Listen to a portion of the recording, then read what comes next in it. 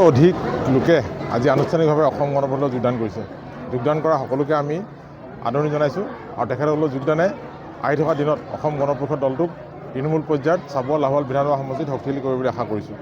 আপোনালোকে সকলোৱে জানে যে সমষ্টি পুনৰ্গঠনৰ পিছত লাহোৱালৰ একাংশ আৰু চাবুৱাৰ একাংশ লগ হৈ চাবুৱা লাহোৱাল সমষ্টি নতুনকৈ গঠন হৈছে।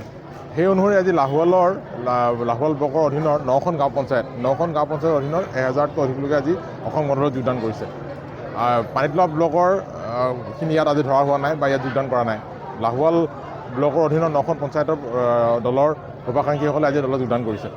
তো আৰু বহু সময়ত বহু ধৰণৰ কথা আলোচনা বিবেচনা হয় আৰু আচলতে আমি অসম গণ পৰিষদ দলে অসমত বাস কৰা প্ৰতিজন মানুহকে নিজৰ জাতিক ভাল পোৱা, মাটিক ভাল পোৱা, ভাষাক ভাল পোৱা, অসমৰ সুৰক্ষিত ভৱিষ্যতৰ চিন্তা কৰা প্ৰত্যেকেই আঞ্চলিকতাবাদী লোক বুলি আমি ভাবোঁ, প্ৰত্যেকে জাতীয়তাবাদী লোক বুলিয়ে ভাবোঁ। সেইকাৰণে দলত যোগদান নিচিনা কথাবিলাক আমি খুব কম গুৰুত্ব দিওঁ, সকলোকে আমি লগত লৈ আগবঢ়াৰ চেষ্টা কৰোঁ। কিন্তু সাম্প্ৰতিক সময়ত দেখা গৈছে যে সকলোৱে যোগদানৰ বিভিন্ন দল সংগঠনলৈ যোগদানৰ অনুষ্ঠান আয়োজন কৰে। তো এনেকৈ কৰোঁতে আচলতে আমি আমাৰ যিসকল আমি সমৰ্থক শুভাকাংক্ষী আমাৰ সদস্য বুলি ভাবোঁ তেওঁলোকৰ লগত প্ৰত্যক্ষ যোগাযোগটো আমাৰ নথকাৰ কাৰণে বহু সময়ত বেলেগ দল গুচি যায়, আমাৰ লগত কোনো যোগাযোগ নাইকিয়া বুলি। সেইকাৰণে আমি এটা অভিযান লৈছোঁ যে আমাৰ গাঁওবিলাকত, আমাৰ চাহ বাগিচাবিলাকত, আমাৰ বস্তিবিলাকত, নগৰে অলিয়ে গলিয়ে আমাৰ যিমান লোক আছে অসমক ভাল পোৱা, জাতিক ভাল পোৱা লোকসকলক আমি আহ্বান জনাইছোঁ অসম গণ পৰিষদত যোগদান কৰক, অসমৰ আঞ্চলিকতাবাদ সবল কৰক, অসমৰ জাতীয়তাবাদ সবল কৰক। আৰু আমি এইটো বিশ্বাস কৰোঁ যে অসমৰ আঞ্চলিকতাবাদ, অসমৰ জাতীয়তাবাদহে অসমৰ সুৰক্ষিত ভৱিষ্যতৰ দিশলৈ লৈ যাব, অসমৰ জাতীয় জীৱনক সঠিকভাৱে লৈ যাব। আৰু অসম গণ পৰিষদ দলে দলৰ মাননীয় সভাপতি অতুল বৰা ডাঙৰীয়া, দলৰ কাৰ্যকৰী সভাপতি কেশৱ মহন্তৰ নেতৃত্বত নিৰবিচ্ছিন্নভাৱে এই ধাৰাবাহিকতা ৰক্ষা কৰি কাম কৰি গৈ আছে। নিৰ্বাচনৰ আগদিনালৈকে কোনো ক'ব নোৱাৰে কোনে ক'ত প্ৰাৰ্থিত্ব পাব। আমি আশাবাদী যে চাবুৱা লাহোৱাল বিধানসভা সমষ্টিত আমাৰ দলৰ মাননীয় সভাপতিয়ে আমাক 100% নিশ্চয় দিছে, কাম কৰিবলৈ কৈছে আৰু আমি সেইধৰণে কাম কৰি আছোঁ। প্ৰাৰ্থিত্বটো দলৰ মজিয়াত এতিয়াও আলোচনা হোৱা নাই। ভাৰতীয় জনতা পাৰ্টি পৃথক দল, অসম গণ পৰিষদ পৃথক দল, আমি মিত্ৰজোঁট হিচাপে আছোঁ। মিত্ৰজোঁটৰ টেবুলত যেতিয়া প্ৰাৰ্থিত্ব সম্পৰ্কে আলোচনা হ'ব তেতিয়া আচলতে চূড়ান্ত হ'ব। এই মুহূৰ্তত কাৰো প্ৰাৰ্থিত্ব নিশ্চিত নহয়, কিন্তু আমি আমাৰ দলৰ মাননীয় সভাপতিয়ে আমাক একেবাৰে নিশ্চয়তা দিছে যে চাবুৱা লাহোৱাল সমষ্টিত অসম গণ পৰিষদ থাকিব, হাতীৰ ছবিত ইয়াৰ সমষ্টিৰ ৰাইজে ভোট দিবলৈ পাব। আৰু সেই আশাতে আমাৰ দলৰ কৰ্মীসকল যথেষ্ট উৎসাহী হৈছে আৰু দুৰন্তভাৱে কাম কাজ কৰি, অলিয়ে গলিয়ে কাম কাজ কৰি আজি হিল্লোল ভাঙি ৰাইজে অসম গণ পৰিষদত যোগদান কৰিবলৈ আগবাঢ়ি আহিছে। এটা দিনত বিশেষ চৰ্চা লাভ কৰে চাবুৱা লাহোৱাল সমষ্টিত, যিহেতু এগৰাকী জাতীয় সংগঠনৰ নেতাই যুগল বৰুৱা তেখেতে কৈছে যে আপুনি যদি পুনৰ প্ৰাৰ্থিত্ব পায় আপোনাৰ বিৰুদ্ধে তেখেতে এগৰাকী প্ৰাৰ্থী থিয় কৰাব আৰু তেখেতে নিজে কৈছে ব্যক্তিগতভাৱে 30 লাখকৈ টকা প্ৰদান কৰিব। এই ওপৰত প্ৰতিক্ৰিয়া দিব নেকি আপুনি? মই দেখা নাই ক'ত তেনেকুৱা কথা কৈছে বুলি, মই গম পোৱা নাই, দেখা নাই।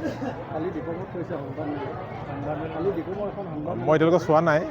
এটা জাতীয় সংগঠনতো প্ৰাৰ্থিত্ব নিদিয়ে বা কিবা সংগঠনতো প্ৰাৰ্থিত্ব নিদিয়ে, প্ৰাৰ্থিত্ব দলে দিব, যদি তেওঁ নিৰ্দলীয় খেলিব পাৰে, কি অসুবিধা আছে? আগতেও মোৰ বিৰুদ্ধে নিৰ্দলীয় খেলিছিলে। সেই সময়ত জিলা পৰিষদৰ ভাৰতীয় জনতা পাৰ্টি প্ৰাৰ্থী আছিলে, জিলা পৰিষদৰ এগৰাকী সদস্য মোৰ বিৰুদ্ধে নিৰ্দলীয় খেলিছিলে, কেইটা ভোট পালে? একালত আমাৰে সতীৰ্থ, আমাৰ দলৰে এগৰাকী গৈ অন্য দলত যোগদান কৰি মন্ত্ৰীও আছিলে, প্ৰাৰ্থিত্ব নিৰ্বাচনত অৱতীৰ্ণ হৈছিলে, কিবা এটা ভোট পালে? গতিকে অসমৰ মানুহে চাবুৱা লাহোৱাল সমষ্টিবাসী ৰাইজে জানে কাক বিধায়ক হিচাপে নিৰ্বাচিত কৰাৰ যোগ্য, কাক নিৰ্বাচিত কৰিলে কোনে সমষ্টিৰ ৰাইজৰ কাৰণে উন্নয়ন কৰিব, ৰাইজক কোনে সঠিক পথেৰে আগুৱাই নিব, ৰাইজে জানে এইবিলাক। আজি যোগ দিয়াসকলৰ ভিতৰত বিজেপিও সকলো দলৰে আছে।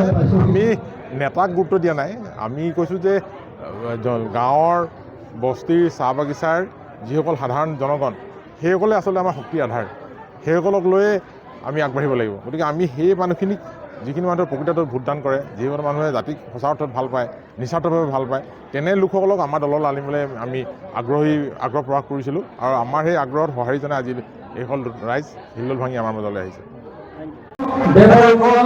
সুন্দৰ দিন যে আমি অসম গণ পৰিষদ জিলা সমিতিৰ অন্তৰ্গত চাবুৱা লাহোৱাল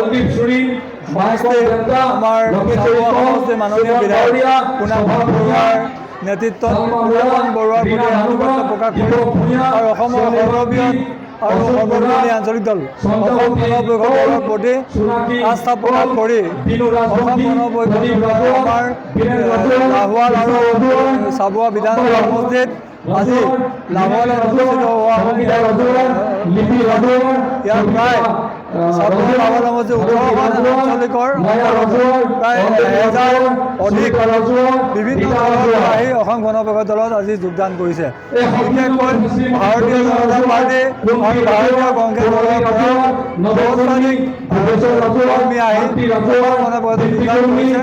তেখেতসকলৰ এই যোগদানে আমাৰ অসম গণ পৰিষদ দলৰ জিলা সমিতি কেন্দ্ৰীয় সমিতিৰ লগতে লাভৰ বিধান সমষ্টিক অধিক শক্তিশালী কৰিবলৈ আশা কৰিছোঁ আৰু তেওঁলোকৰ অংশগ্ৰহণেৰে আমাৰ লাভৰ চাবুৱা সমষ্টি অসম গণ পৰিষদ দল অধিক শক্তিশালী ৰূপত অৱতীৰ্ণ হ'ব আৰু আহি থকা দিনবিলাকত চাবুৱা লাভাৰ সমষ্টিত আমাৰ মাননীয় বিধায়ক পুনাকণ বৰুৱাই তেখেতৰ যি শক্তিশালী নেতৃত্ব সেই শক্তিশালী নেতৃত্ব আজি পুনৰবাৰ প্ৰমাণিত হৈছে যে তেখেতে শক্তিশালীভাৱে দলটোক আগুৱাই লৈ গৈছে আৰু চাবুৱা আৰু লাহোৱাল নামৰ সমষ্টিত যি উন্নয়নৰ জোৱাৰ বৈছে সেই জোৱাৰৰ প্ৰতি আচলতে এই অঞ্চলৰ ৰাইজে তেখেতসকলৰ আস্থা প্ৰকাশ কৰি পুনাকণ বৰুৱাৰ প্ৰতি আস্থা প্ৰকাশ কৰি তেখেতসকলে অসম গণ পৰিষদত যোগদান কৰিছে। আমি এই যোগদানেৰে আমাৰ বিধায়ক আমাৰ পুনাকণ বৰুৱাৰ হাত শক্তিশালী কৰাৰ লগতে অসম গণ পৰিষদক শক্তিশালী কৰিব আৰু আহি থকা যি নিৰ্বাচন সেই নিৰ্বাচনত আমাৰ শক্তিশালী ৰূপত অৱতীৰ্ণ হ'বলৈ সক্ষম হ'ব। আমি ডিব্ৰুগড় জিলা অসম গণ পৰিষদ দলৰ পৰা যিসকলে অসম গণ পৰিষদ দলৰ প্ৰতি আস্থা প্ৰকাশ কৰি যোগদান কৰিছে আমি তেখেতসকলক আমাৰ কৃতজ্ঞতা জ্ঞাপন কৰিম।